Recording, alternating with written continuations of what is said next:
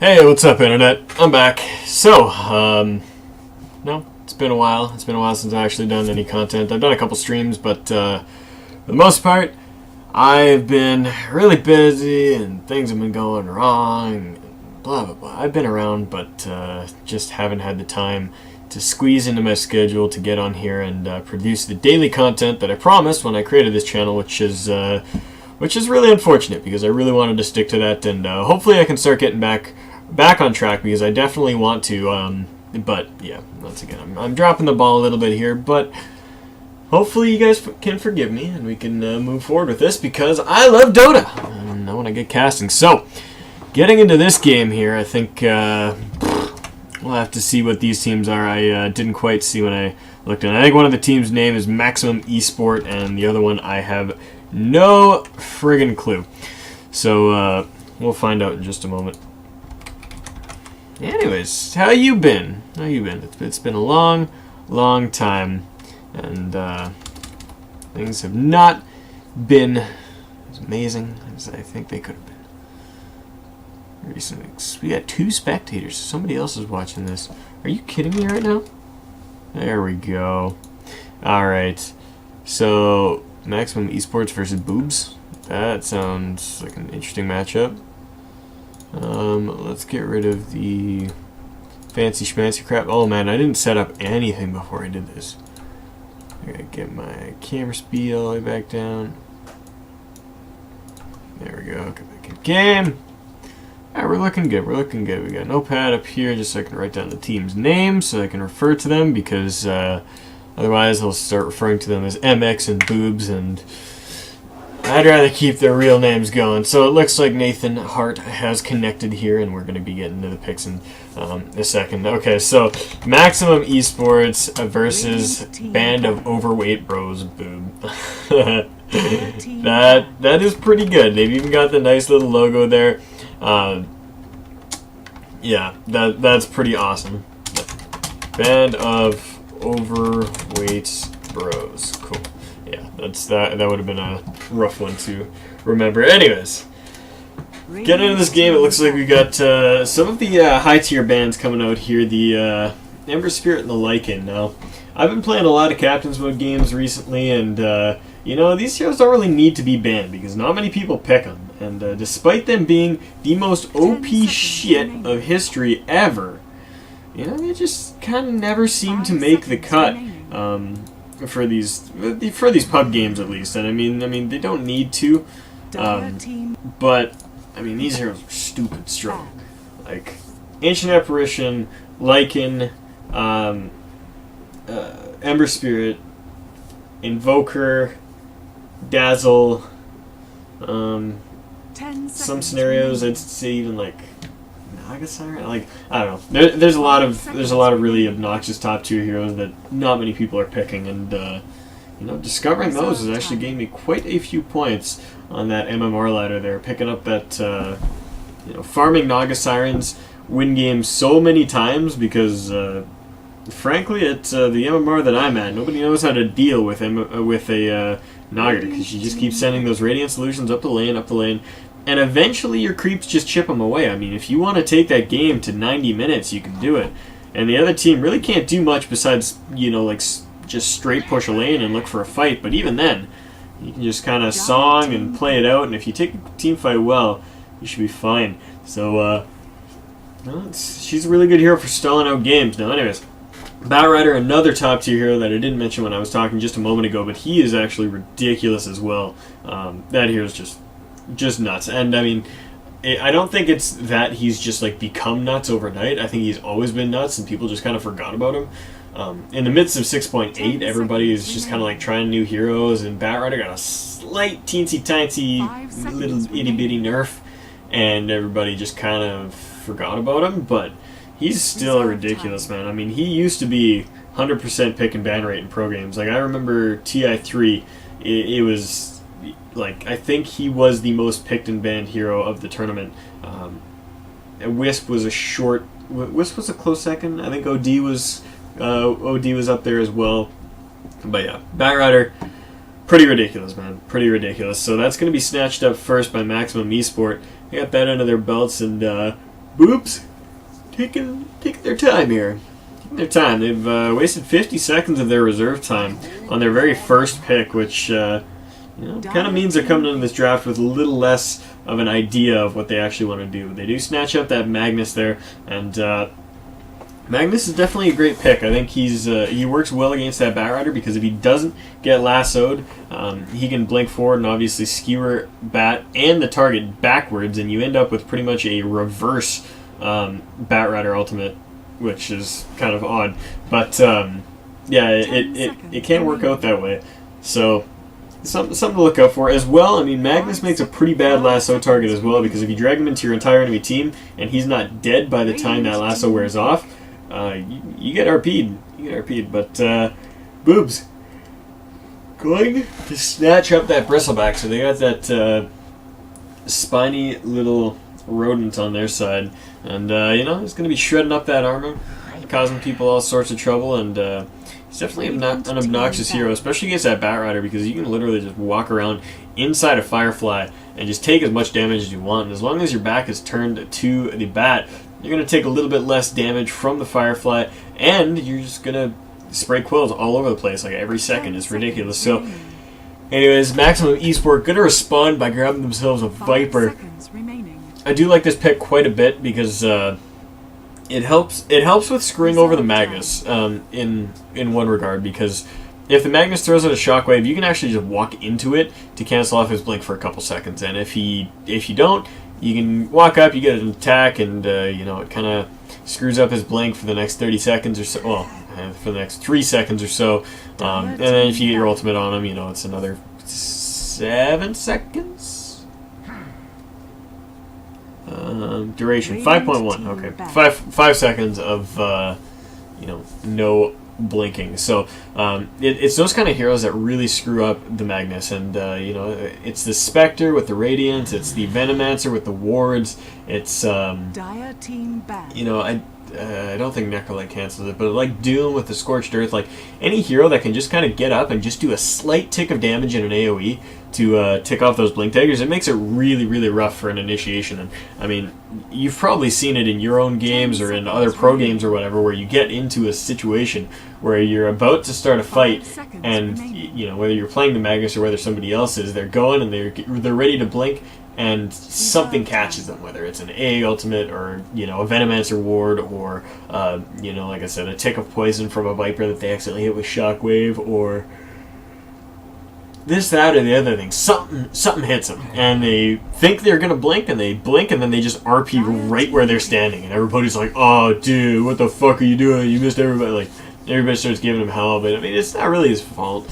It's one of those things where, like, just the last second you take that one tick of damage and you just can't blink. So definitely those types of heroes might be something Maximum Esport looks towards. However, they have banned out the Spectre themselves. The bans for the second stage, of course, being that Pugna, the Treant, the Spectre, and the OD, and the AA snatched up right off the bat for Band of Overweight Bros. So I'm trying to think here, because Ancient Apparition, he is a fantastic pick, but it seems like both teams are trying to go for a different section of the meta heroes. Boob's taken a lot of the heroes that kind of got really, really popular right at the boom of 6.8. A lot of the heroes that people realized were ridiculous and just went like, oh shit, we gotta pick this up. Like AA, the Bristleback. I mean, Magnus not so much. Magnus has fallen off a little bit, but like, seems like they're just going with like those meta popular. Dazzled, there's another one, yeah. Just hit a huge boom at 6.8. It looks like Maximum Esport's going for a little bit more of those kind of subdued heroes that are slowly rising in popularity as 6.8 gets figured out a little bit, as it gets hashed out, and teams are starting to understand understand the play, and starting to understand some of those backline heroes that can be picked up. Batrider's definitely one of them. Viper is one of them as well. Visage, he's always been really strong. I think he's actually a little bit weaker in this patch than he was previously, but still a great hero regardless. So I'm curious to see what else Maximum Esport aims to pick up here. And Earthshaker, just another one. Yeah, I mean, Earthshaker's kind of weird in that regard that I was just talking about in the popularity spike, because right as 6.8 came out, I heard a lot of talk about how, man, Earthshaker is the shit. He's going to get a lot of play. He's so good that, movement speed increase is huge on him, blah, blah, blah, blah, blah, this, that, and the other thing. Everybody's talking. They're like, oh, yeah, Earthshaker's so great right now. And then I didn't see anybody play Earthshaker. And I mean, I saw it occasionally. I mean, he was still picked up about as much as he was in 6.79. I mean, he's a great hero, and a lot of teams recognize that. But nobody was, like, over the top, like, first pick Earthshaker every single game. Like, I do it sometimes in my drafts. I really like Earthshaker as well. But, I mean, like I said, nobody just went overboard with it. And slowly he's been kind of gaining a little bit of popularity again. But he is still a sleeper hit, I feel. And he is a little bit situational just because he is a melee support that... needs to gank and needs to be able to make his spells count, because he doesn't have a lot of harass in lane. He's not great at stacking and pulling because he takes a lot of damage from the creeps as he pulls, and he doesn't have a lot of utility outside of that. So a lot of what he has to do is focused around just ganking, shutting down the offlaner, and then moving to mid if he gets the opportunity. So I mean, he is situational, but I think in this situation with the Visage, he will work out really well. He provides all that control while Visage gives off that slow and then dishes out all of the damage in the world. Now the last two bans out here were the Lifestealer and the Weavers, so both teams just get rid of a little bit of extra damage that they fear the enemy team is going to be picking up. I think the Lifestealer is definitely a fair ban from Boobs there, because I mean, Infest into Batrider or Infest into the Birds from Visage is a really nasty combo, and he works out well with those supports. Now, Faceless Void is going to be the selection for Band of Overweight Bros, and this could be pretty damn scary. I mean, Faceless Void, it can be a ridiculous hero, and especially with the AoE control that they have on their team, between the Weave, between the Ice Blast, between the RP and the Skewer. I mean, he's going to have room to get a lot of chronos off this game, and that could result in some crazy shit. I mean, if we see a good RP and he's got the Battle Fury +1, he can be a lot of trouble. Now, Maximum Esport, instead, they pick up that Wraith King. And I do definitely like Wraith King against Faceless Void, because he's one of very few heroes that can stand toe-to-toe with Void for most of the game. I think when it gets to 6th slot, Void does win that battle out, but Skeleton King can stand pretty evenly with him up until that point. And, if it comes down to a chrono, Faceless Void's only going to chip off the one life of Skeleton King, and then he's going to have to jump back in, or jump the hell out. And I mean, if you keep Reincarnate going, if you only engage when it's up, this Void is going to have a pretty rough time dealing with him. Now, that said, let's take a peek at our lanes here, because it looks like we got some interesting stuff going down here for Maximum Esport. Let's introduce the teams here as we get going, because these guys seem to have somewhat reasonable names, so I'd like to read them out. Lazy Bones here is going to be taking on that Earthshaker. ASDF going to be taking the Wraith King. Maximum Art going to be playing on that Visage, and then up in the mid lane we've got CK going to be taking on that Batrider, and down on the off lane, Hellboy's going to be playing the Viper. Now, I say off lane, but he's actually the safe lane Viper, and there's going to be an aggressive tri-lane here out of these three heroes. Meanwhile, on the Dire side, we got Word Boobs going to be playing up the Bristleback. He's taking off that offlane, and I think he's just kind of standing here to try to block up his camp. This would not be advisable if there was a traditional tri-lane going on, as the enemy team could just find him and kill him. But it looks like we got a full disconnect coming out here by Boobs, and the Wraith King, very polite here, pauses and get away from them. Seems like we might have a bit of a LAN party scenario here. Anyways, let's introduce the rest of the teams here. Connie from the Magnus, Connie going to be playing on the Magpie. Senpai going to be taking that Dazzle. Nathan Hart is going to be taking that Ancient Apparition, and Rocket going to be playing on the Faceless Void.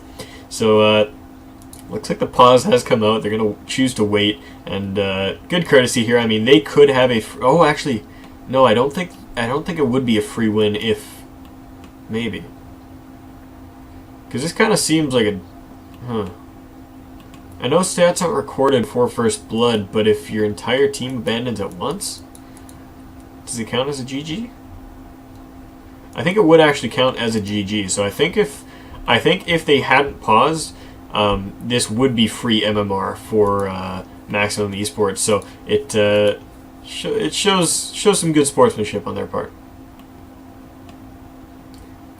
Now he's asking Bat if he wants a pot in chat, so this may not be a 5-stack. No, this is team matchmaking. Of course it's a 5-stack. Why is he asking his own teammate? It's a little odd. Bat Rider's so stupid. I don't know what's going on, man. Hopefully these guys reconnect and they're not just like dodging the game. That would kind of suck. See if I can check their profile and see if they're like on Dota. Oh, actually, no, I'd have to look at their Steam profile. Profile's private. Oh, Connie. Go away. Oh, okay. Yeah, he's back on Dota. He's back on Dota. And we do have the full team reconnect. And say the thank yous. They're ready to go. And yeah, that's some awesome sportsmanship. That's how you do it right there, ladies and gentlemen. Pause for your enemies. Show them mercy before you smite them down. And sorry, faking ISP. I don't know. Anyways, this is going to be a really nasty, aggressive tri-lane, and they're looking to cause some trouble here. They're all kind of just hanging out here, looking to see when the enemy's going to walk up. And they're blocking out this pull camp, hiding in the trees. And this could be a really nasty early engagement here. We'll have to see. Anyways, mid lane engagement. Bat Rider wins this like 6 times out of 10. Bat Rider usually wins it, but if the mag can avoid getting harassed out by the sticky napalm and gets shockwave spam going early, he can definitely take the lane from Bat Rider. So I mean, no one's going to be killing each other until 6, so it's more of a matter of just who can, more of a matter of who can farm really. There's a really early pull coming out by this Dazzle here. He actually pulls down a single wave. Meanwhile, the supports are sitting here just soaking up the EXP, so this is going to do literally nothing except for push the lane, which is something you definitely don't want to be doing in an aggressive tri-lane. I mean, I don't have to tell many of you guys this, but, I mean, if you do that single pull, you are... Oh, my God. Early aggression. They're jumping in behind the tower. With that soul assumption, they do finish off that ancient apparition for first blood on the top lane behind the tower. I didn't think they were actually going to be that ballsy, but I mean, they landed the Fissure, they landed the Wraithfire Blast, and that was it. There's history. So they do get the first blood up top, and like I said, there is now a double wave pushing in here because of that rather poor pulling job on behalf of the Dazzle. So Wraith can continue to be in a bit of a comfortable position to farm, and meanwhile these supports are just going to be duking it out on the sidelines, and I think the supports from Maximum Esports do win this one out. I mean, they have a lot of damage between the two of them. Earthshaker and Visage just, I mean, Soul Assumption in itself is just a ridiculous ability, but yeah, anyways, mid lane, it looks like, oh my God, this Bat Rider's going to get a solo kill. What's Mac doing? I think he had connection issues, man. No, oh, they're disconnecting again. That's unfortunate. Oh, come on. Some LAN cafe shit? Like, what's going on? I'm like watching this Mac. I'm like, what's he doing? Why isn't he moving? Why isn't he moving? Oh, disconnect.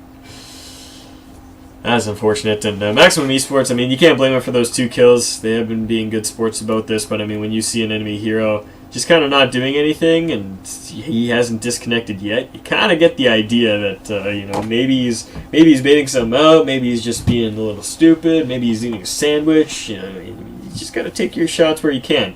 And there is going to be another pause out while they wait for him. So, once again, Maximum Esports being a good sport about this. But they do have themselves a 3-kill advantage really early on in this game. And Bat Rider is going to be able to find himself a regeneration rune in a moment, which is fantastic for him, as he doesn't have much in the way of health or mana right now.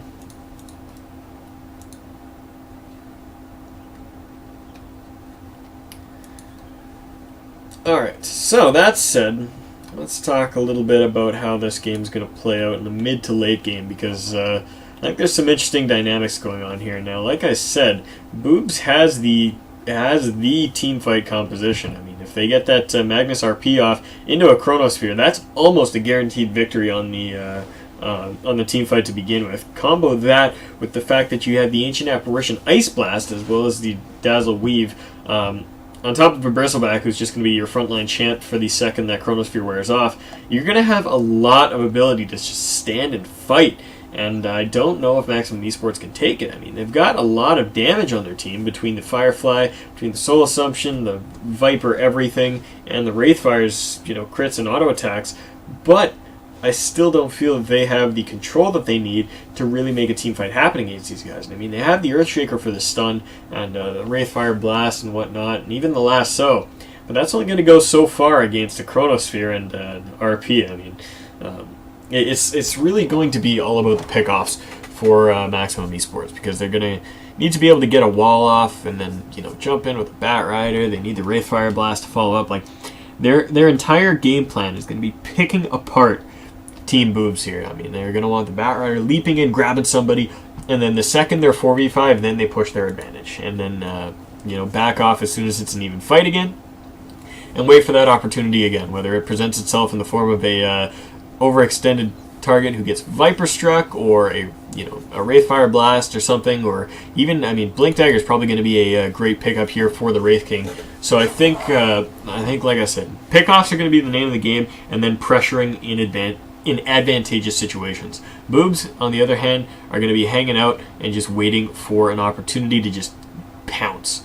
They're going to be, I can imagine team fight scenario coming up on this mid tower. Maximum Esports getting up in their shit. Wraith King is right up front. He's smacking on the tower. He's just going to work. Earthshaker's kind of standing off over here, looking for a good fissure, maybe trying to cut the lane off in half. Bat Rider, of course, sitting way in the back. He's got his blink ready to go. And, the entire team of Boobs is just sitting right around this big arch right here. And they're just waiting. Bristleback's kind of up a little bit further. Maybe we're whacking on the Wraith King a little bit, spraying off some quills, whatever. Magnus is sitting over here in the trees. And Dazzle, Ancient Apparition, way back here. Faces Void up in these trees right here. And then suddenly, the team fight breaks loose. Magnus sees his opening, he blinks in, he grabs 3 people in his RP, skewers them back, Ice Blast lands, the weave goes down, Bristleback's just whacking away, the Chronosphere lands on all 3, he's smacking him away, he's working him down, and, they get their wipe. Like, that is going to be Boob's strategy. They're going to want to play to the outside, use their Bristleback as the front line, and then jump in when the moment is just perfect. Meanwhile, in that scenario, Maximum Esports is going to want to be keeping that bat over here. Maybe sees that Faceless Void camping, with a creep vision or something. Jumps over, grabs the Void, and Fireflies back and starts running. And he gets away from the Magnus, 4 staffs back. Wraithfire Blast follows up, and they just finish off that Void. They cream him. He's done. He's out of the fight. Magnus jumps in, and he tries to finish it off. He gets that RP, but it's just not enough. They turn it back around. The Firefly damage is burning through everybody. Viper Strike goes down on Dazzle. He tries to Shallow Grave himself, but the poison is too much. Like, that's going to be the Maximum Esports fight. They need to get those pickoffs and then fight. So, anyways, back into the game where these real scenarios can actually arise is where we're going to go, because hopefully we're not going to have any more disconnects. They keep saying fake IP, or Philippines ISP is best LA? I don't know. Oh my god, that fissure catches 2, and we have another disconnect. Oh man, this game's not going to get played, is it? This game's not going to get played. I want the game to be played. Ancient Apparition dies. They were trying to micro him, but he is disconnected. And now they're just going to push their luck. They actually might get a courier here. I don't think Visage is fast enough because of that Grave Chill. Oh, they almost might get that courier out, but they did heal it up. Meanwhile, in the mid lane, Magnus does drop to the Bat Rider, and I think that might have been a disconnect as well. We'll see in just a moment if he does drop. The Ancient Apparition is back in the game and getting underway here. So already early on, MX, Maximum Esports, getting the better of this lane, and part of that is due to these disconnects, but another part of it is just that they executed their strategy really well. That fissure was great. Even if Ancient Apparition was there, all he would have done is thrown out a little bit more damage before he died. He was not destined to live through that, so it's still been well played by Maximum Esports. Now heading into this, getting a little further on in the laning phase, you can start to see the differences reflected in the last hits and denies graph here. The Bat Rider sitting right at the top of that, 21-7. Doing really well for himself. The Viper down on the bottom lane, sitting 17-6, and he has a natural advantage in this lane over the Bristleback, so he is naturally going to be getting better.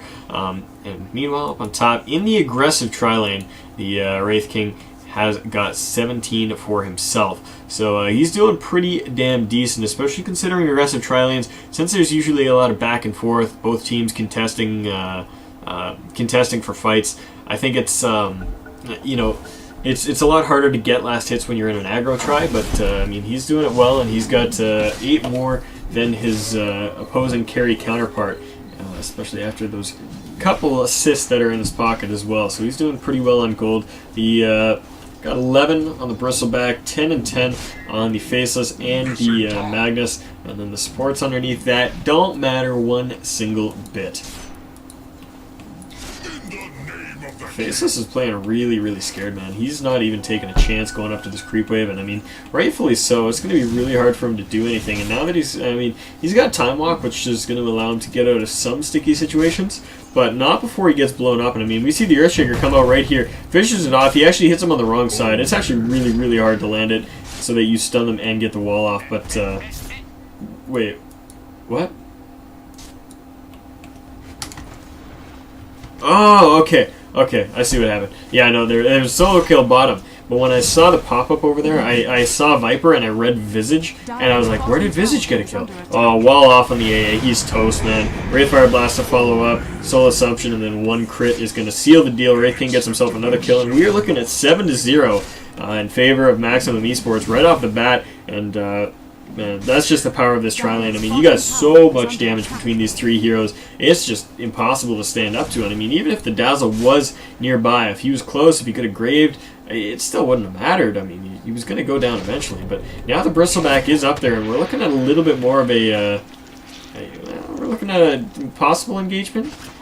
I think now that they've been spotted, Maximum Esports is being a little more careful about how they do this, but I mean, they are still in an advantageous position, and they turn around, and Wraith King tries to fight this up, but I think, Cold Feet does not latch. Faces Void in the midst of all this, trying to fight this up. Shallow Grave on Dazzle has to go out on himself, and Visage is chasing him down, looking for that kill there. Meanwhile, the Wraith King is getting beaten down. The damage from the cold, chilling touch, not enough, as he runs away with just a fraction of HP. The Viper's going to TP in, gets a kill up on the, actually, the Earthshake got the kill on the Ancient Apparition, and now the Fissure comes out, hits up on the Faceless Void. He is going to time walk over the trees and back, but man, unfortunate engagement there. I think we saw 3 kills going the way of Maximum Esports, and only 1 getting turned back around in the favor of Boobs, and I think that was actually a solo kill down on middle. It had nothing to do with the fight that we were watching up top, so, I mean, up top it was a 3-for-0.